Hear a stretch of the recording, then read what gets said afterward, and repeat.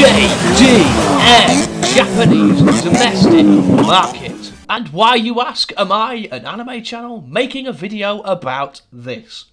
Well, Initial D! This anime turns 25 this year, so I thought I'd make a video on it, seeing as I like cars, as well as anime.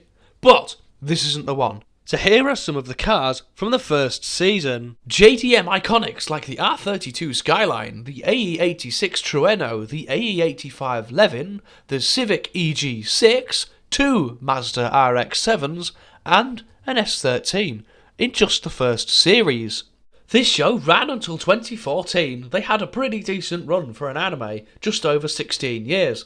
And yes, the racing can get a little generic, with Takumi eventually beating who he's racing against, but it is still really gripping.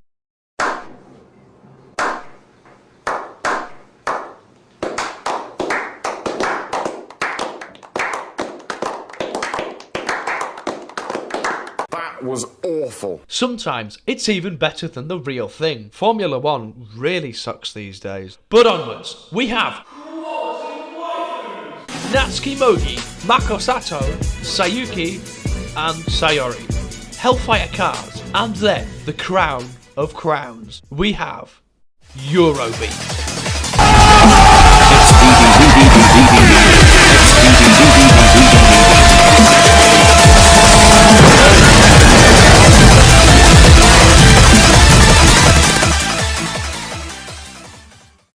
Now you may be wondering why I've started talking about a 25-year-old anime which deserves a video in of itself when I'm trying to describe JDM cars. That's because it is the genesis of mainstream JDM in the West. Initial D brought JDM to the USA and UK in the late 90s and absolutely captivated the public, subsequently starting a drift craze that is still ongoing in the UK and USA. And yes, I want to do it, but YouTube doesn't pay me yet.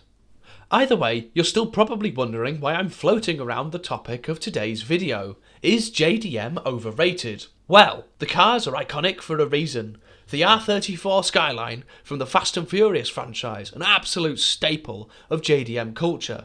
Most cars from Initial D, as well the aforementioned R32 Skyline. If you're wondering why I've mentioned Skylines a few times, you can probably guess what my favourite car is. But my opinions aside, JDM is a car culture that has many branches. You have the Nissan fanboys with the Skylines and the Silvias who won't shut up about Fast and Furious or drifting.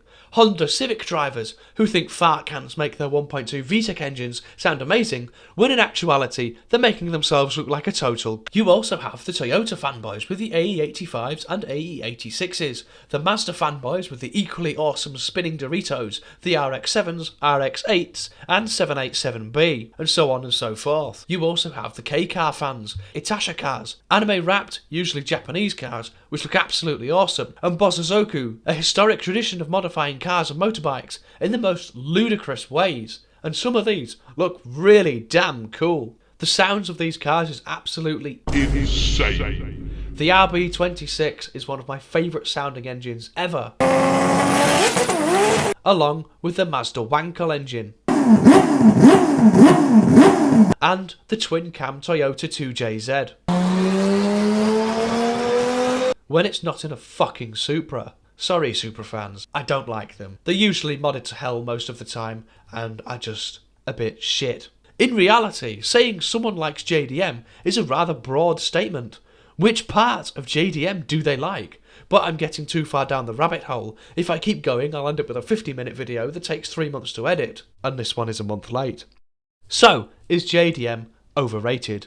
Well, in my opinion, clearly not. I love it, as do many others, so I can't say it's overrated. However, from the perspective of anyone else, I can somewhat see that it is overrated. They're not the fastest cars out there, and there are more interesting ones, and there are more unreliable cars. Looking at you, France. I think people say they're overrated because stock they come as track weapons with almost no fettling, and they're usually really reliable, if treated well of course. If I wasn't a JDM lover, then yes, I confess, JDM is overrated. Now, admittedly, this is another video that has taken me a month to edit, which is becoming a slightly recurring theme. I've been really busy and I'm trying to get my truck license. I work very long shifts at work. So, hope you enjoyed the video. Please like and subscribe. Bye bye.